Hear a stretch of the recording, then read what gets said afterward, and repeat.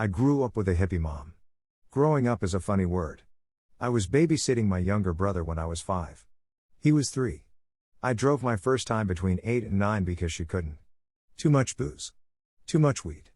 I grew up in the thick of it, so some of it was a haze. I'm playing all that exposure, not age. But it gave me opinions. It made me think, as I did get older, about weed and booze and how old people should be before they have babies.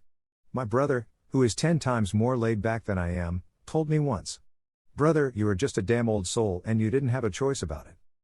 When he was 11 and I was 13, we got into a huge scuffle.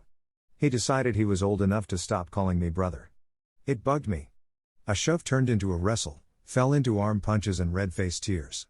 A real kerfuffle. He called me brother as my name every day until that one, and then never again. Until he moved to Texas with our dad. Got all right with his attitude. And I came back from California with a little surfer lingo twang in my speech.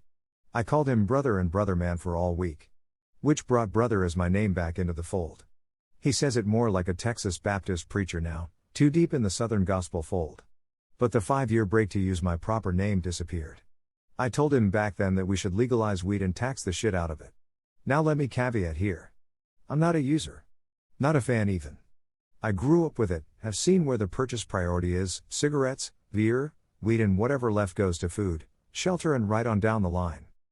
I listen to stoner-stoked arguments about addiction and how it's natural and way more bullshit than I choose to tolerate.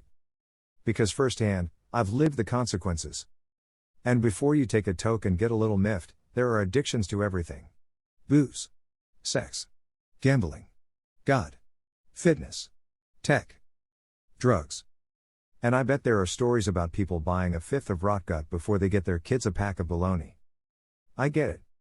But this is about the wacky tobacco and how I suggested a few decades ago we make it legal. We tax and track it. And we do the same for the rest.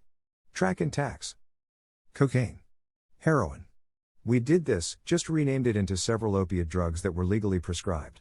We did that after a drug company watched heroin become the #1 drug of choice, paid your Congress a couple of million to legalize it, and then made billions off the addicts. So I know we have the infrastructure to do it. We are doing it. Colorado was one of the first to legalize weed and is reaping the benefits. And there are benefits. Not just from tax dollars, but from pain relief and anxiety and a ton of other medical conditions that are finding relief from the drug that I don't have a high opinion of. Why are we talking weed this morning? Because people have opinions about it. Black, white or indifferent. And I had a small little sigh of satisfaction in a memory of telling my brother about the track and tax option. I saw the data on Track It in an article this weekend. It is a gold rush for the green stuff. Weed, not cash, though both may apply. Which brings me to a prediction today. Track and tax. We ain't making babies like we used to. The American population.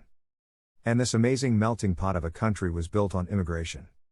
The only all-natural Americans are stuffed into reservations on inhospitable terrain in the West. And if you study history, our big growth as a country came when we let people in. The Irish in Ellis Island came in and built the railroad with newly freed slaves right after the Civil War. The Chinese started on the West Coast and laid track for thousands of miles. The big housing boom right after World War II was a result of GIs coming home and letting millions of refugees and displaced peoples into our borders.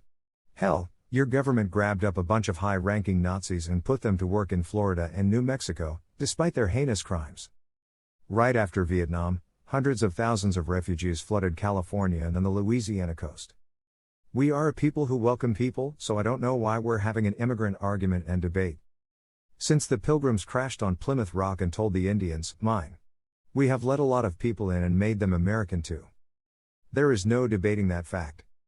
We can't argue amounts because we let in millions when it suits us. But what we can do is track and tax. Set up the bean counters at the borders, assign social security numbers and pass them out. Put folks in Detroit and Allentown and 1,000 other old towns with crumbling infrastructures and empty space. Then use our innovation to make jobs, and tax them. Income tax. Property tax. Sales tax. I know, it sounds kind of harsh, but brother, let me tell you, if people anywhere outside of America get the word that we welcome you with open arms, but there's a price to pay, it might stem the flow of illegal immigrants and chip away at our government debt. Track and tax. I'm predicting it here first.